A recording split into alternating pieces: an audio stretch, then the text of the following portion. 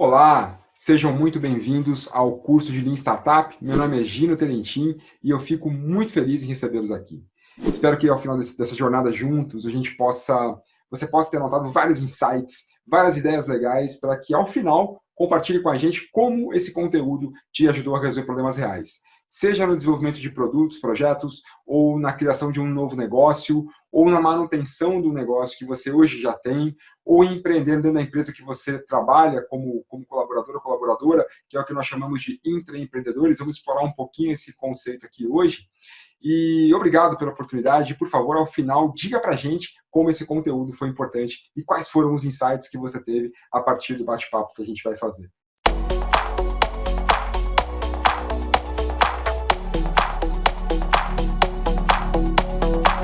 O que é o Lean Startup? Bom, vamos começar do começo, né? O Lean Startup, esse curso ele vem como um curso que faz referência a esse livro, que é o livro Lean Startup, escrito pelo Eric Ries ou Eric Ries. Já ouvi das duas formas, mas Eric Ries é a maneira como o pessoal mais chama ele, que é esse livro aqui, The Lean Startup, que foi traduzido para o nosso português como A Startup Enxuta. É um livro de 2011, a primeira edição, salvo engano, 2011. E esse livro, ele tem ele foi inspirado primeiro ele nasceu da relação do Eric Ries com o Steve Blank, que é um empreendedor famosíssimo no Vale do Silício. O Eric hoje também já é considerado uma celebridade ali, uma referência para aquela galera, mas o Steve Blank é de fato o mentor aí do Vale do Silício e que escreveu alguns livros muito importantes para quem quer empreender, para quem quer desenvolver produtos num mundo tão incerto como a gente tem vivido cada vez mais. O livro que deu origem ao conceito de mínimo produto viável, MVP, a gente vai falar daqui a pouco sobre isso também, e que foi uma grande inspiração aí para o Eric, é esse aqui, ó. The Four Steps to the Epiphany. Esse aqui é um livro, eu não me lembro qual foi a tradução para o português, mas rapidamente você encontra, e é um livro que eu entendo que, na minha visão, é das principais referências para quem quer entender um pouco sobre a forma como se empreende no Vale do Silício. Porque o Vale do Silício ficou tão famoso por criar negócios disruptivos, negócios bilionários, né, os famosos unicórnios, aí, startups que passaram a valer $1 bilhão.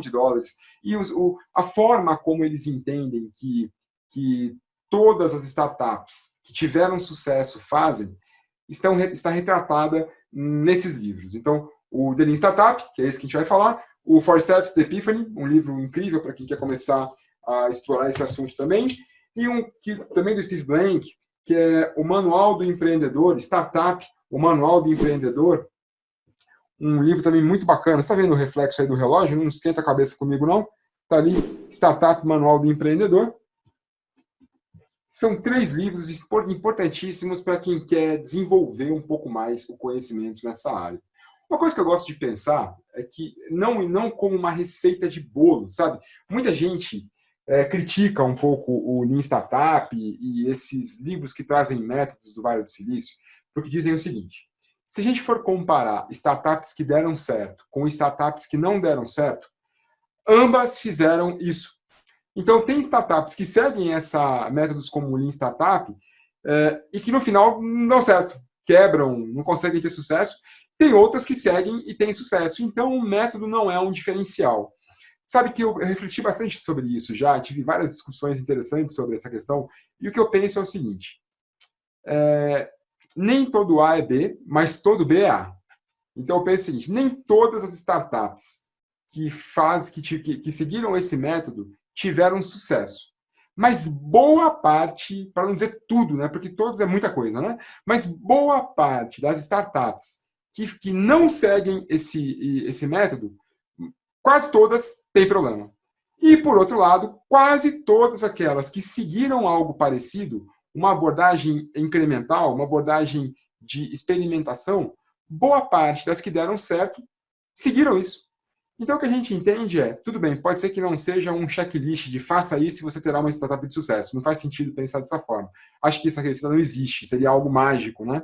No entanto, não seguir uma abordagem dessa significa que você terá muito mais dificuldade, e seguindo uma abordagem dessa, todas aquelas que tiveram sucesso, ou boa parte delas, de alguma forma, seguiram algo parecido com o que está aqui no Lean Startup. Então, não entenda isso como um checklist, uma receita de bolo, mas como algo que pode, de fato, ser um bom diferencial para você trazer um produto de sucesso.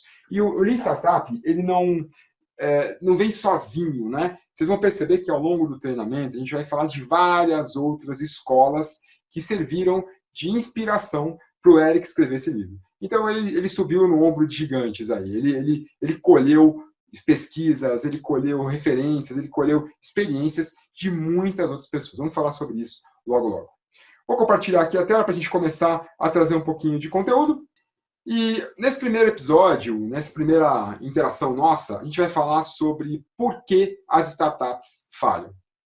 E esse é um assunto interessante, né? Por que a maior parte das startups falham? Então vamos começar trazendo esses dados e esquentando um pouco os motores, falando de sucesso e falha. Bora nessa? Então, vamos lá. De fato, a maior parte das startups que nós conhecemos, e olha quantas, né? Então, cada vez mais, o movimento de startups, esse ecossistema de empresas pequenas, negócios disruptivos que emergem para resolver problemas novos, tem crescido assustadoramente. O que antes era considerado algo novo, uma novidade, startup, cada vez menos a novidade. Eu garanto que você já ouviu falar ou conhece alguém que tenha uma startup ou que tenha várias startups ou que de alguma forma invista nesse mercado. No entanto, a gente percebe que ao longo do tempo, poucas são aquelas que se mantêm. Quando a gente olha as startups ao longo de 2 anos, 4 anos, 5 anos, a gente percebe que a maior parte delas tem problema em conseguir se manter no mercado. E por que isso, né? Há várias pesquisas que trazem essa informação de quais são os principais fatores que levam um negócio a sucumbir, a entrar em colapso. Eu mesmo quebrei 2 vezes a mesma empresa. Não era uma startup, depois a gente vai falar um pouco do conceito do que é uma startup, mas posso entender que eu tinha também, de alguma forma, uma ideia disruptiva no primeiro momento, era como se fosse uma startup no primeiro momento, quando eu quebrei a primeira vez era uma startup, e a segunda vez já era uma empresa, que já estava estabelecida. E o que eu posso dizer para vocês, nessa experiência, é que a segunda vez que eu quebrei foi muito mais forte. Porque uma coisa é você falhar pequeno. Uma coisa é você falhar quando você ainda é uma startup, quando você está começando, quando você está dando os primeiros passos. Outra coisa é você falhar quando você já amadureceu, quando é uma empresa grande. Um exemplo que me vem à mente quando eu falo isso são as crianças, né? A gente vê criança pequena, eu tenho uma filha de 3 anos, a gente vê criança pequena cair, a gente fica desesperado, fala, meu Deus, vai morrer, vai quebrar tudo. E não, cai às vezes, toma uns tombos enormes, que a gente fala, nossa, deve ter se machucado. E 2 segundos depois, tá correndo, tá brincando, tá para lá, para cima e para baixo, porque a criança, ela é feita para cair, né? Ela é feita para ter esse tipo de experiência. E é justamente caindo que ela aprende a ficar em pé. É justamente tomando esses pequenos tombos, até grandes às vezes, que a criança aprende a continuar, a melhorar, a se aprimorar, a se desenvolver. Mas já depois de adulto, né, tanto que pessoas de idade, uma das coisas que a gente tem mais medo com pessoas de idade são acidentes domésticos, quedas, né? Porque muitas vezes uma queda dentro de casa pode representar um problema seríssimo. A pessoa pode vir a morrer porque não conseguiu se recuperar de uma fratura, como um fêmur, alguma espinha, né? Então, é a mesma coisa uma startup. O grande lance da startup é promover um ambiente em que você possa passar por uma situação como essa que vocês viram nos slides, com a quantidade dos xizinhos roxos aí, são aquelas que quebraram, né? Aquelas que não foram para frente, falharam. Só que a falha nesse ponto, ela não é tão drástica quanto a falha de uma empresa grande. Eu posso assim, quase garantir que boa parte desses xizinhos roxos levantaram, sacudiram a poeira e já partiram para outra, né? No entanto, quebrar uma empresa grande muitas vezes significa décadas de recuperação judicial para conseguir restabelecer a saúde financeira e voltar a empreender, que foi o que aconteceu comigo, né? Então eu trouxe aqui algumas abordagens aqui para a gente tentar entender como que uma startup normalmente faz. Então, normalmente quando alguém abre um negócio ou vai tentar abrir uma startup, como normalmente essa pessoa faz? O primeiro passo é sentir que eu preciso ter uma ideia, uma boa ideia. Então, tudo nasce a partir de uma boa ideia. E quantas, eu mesmo passei por isso, né? Tem uma boa ideia. Nossa, agora eu estou a um passo de sucesso. Uma boa ideia é o que eu preciso ter para conseguir ter sucesso e criar algo disruptivo. E depois, tendo uma boa ideia, normalmente o que as pessoas fazem? Agora eu vou pegar essa ideia e eu vou criar um produto em cima dela. E normalmente já se pensa no produto final. Eu vou criar já um mega produto, já vou comprar estoque de coisa, já vou contratar gente, já vou trabalhar infraestrutura, desenvolver sistemas.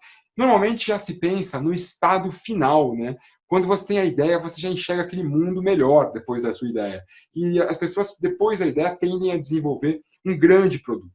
E depois, acabou o produto, acabou de criar a empresa, acabou de desenvolver a estrutura que você vai usar para poder produzir alguma coisa, aí você vai para a marca, né? Agora eu vou criar um website, vou desenvolver camiseta, logotipo, identidade visual, trabalhar as cores, trabalhar tudo para ter uma boa marca. E aí, quando tudo estiver pronto, eu levo a ideia para as mãos do cliente e mostro para o cliente, falo, olha, agora está aqui o meu produto, está aqui já lançado no mercado, com uma boa publicidade, agora use aí. E quando o cliente pega o produto e vai usar, ele vê que não era aquilo. O cliente começa a te dar feedbacks, ou você começa a perceber deficiências, começa a perceber problemas no seu modelo de negócio que você não imaginava que pudessem existir. E que você só conseguiu entender que foi possível existir porque o produto foi na mão do seu cliente. E aí, nesse momento, no momento que o produto finalmente atinge a mão do cliente, vem um problemaço. A startup percebe que aquilo que era uma excelente ideia na nossa cabeça, para o cliente, não faz o menor sentido. E aí, putz, a gente volta lá para a ideia. Vamos repensar a ideia não estava boa, vamos ter que mudar isso, mudar aquilo outro. Você faz toda a ideia, replica todas aquelas alterações do produto, replica alterações na marca, muda o website, mexe na configuração de produtos, mexe nos cadastros todos, e aí volta de novo para o produto na mão do cliente, e quando o produto chega na mão do cliente, mais uma vez, o que acontece? Percebe-se que o produto não funcionou. E não funcionando o produto, eu preciso voltar para a ideia e a gente cai nesse ciclo desesperador de tentativa e erro, que é justamente o que faz com que se gaste absolutamente todo o dinheiro. A startup não segura esse tranco. Agora vejam como uma startup deveria fazer. Da primeira vez, a ideia vinha primeiro, depois vinha produto, depois vinha marca e depois vinha cliente. Olha como é que estava. Olha como é que está agora. Ideia, cliente, produto, marca. Quer dizer, já ouviu falar em ciclos longos e ciclos curtos de feedback? Uma expressão que se usa muito em desenvolvimento de produto. O ciclo longo de feedback é justamente esse aqui, ó. O ciclo longo de feedback é aquele que entre você e o seu cliente, dá uma olhada na quantidade de passos que você tem aqui, ó. 1, 2, 3. O teu cliente vem 3 passos depois da sua ideia. Olha só o ciclo curto de feedback. O seu cliente não só não está 3 passos, como logo depois da ideia, a primeira coisa que vem é o cliente. Então, logo depois de ter a sua ideia, você já vai levar alguma coisa para que o seu cliente possa usar. Porque justamente o que te proibiu de ter aquele feedback que falou, meu Deus, não funcionou. O cliente pegou o produto e falou, não é nada disso. Ou, nossa, aquilo que eu tinha pensado não deu certo. O que fez você voltar naquele ciclo de desespero justamente foi ter demorado tanto tempo entre a ideia e o cliente. Ou seja, a filosofia que está por trás do Lean Startup e de boa parte dos métodos ágeis, eu entendo que o Lean Startup talvez seja um dos principais métodos ágeis que a gente tem para desenvolvimento de produtos e de negócios, né? É diminuir o espaço entre a tua ideia e o seu cliente. Se você conseguir criar um processo em que da ideia para o cliente tenha o menor tempo possível para você levar algo que o cliente possa usar, e essa é uma outra diferença importante, porque eu não digo que você vai levar PowerPoint para o teu cliente, porque o PowerPoint faz ele pensar como você pensa. Ao mostrar o PowerPoint, o cliente, ao final, vai pensar como você pensa. A ideia do PowerPoint é convencer, né? Mas a hora que você pega o produto e coloca na mão do cliente para ele usar, é aí que a experiência vai fazer a diferença para ele.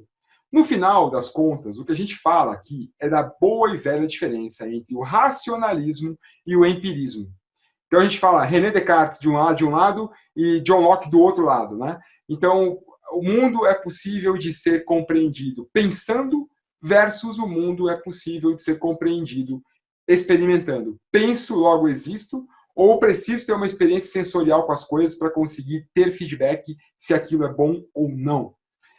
O Lean Startup e a maior parte dos métodos ágeis partem da segunda premissa. Para que a pessoa, o cliente, o usuário, quem vai se beneficiar daquilo, possa de fato dizer o que é que falta, ou se aquilo é bom ou não, PowerPoint e planos não bastam. Eu preciso levar algo que de alguma forma possa promover uma experiência sensorial, um uso do produto. Essa é a filosofia por trás do Lean Startup.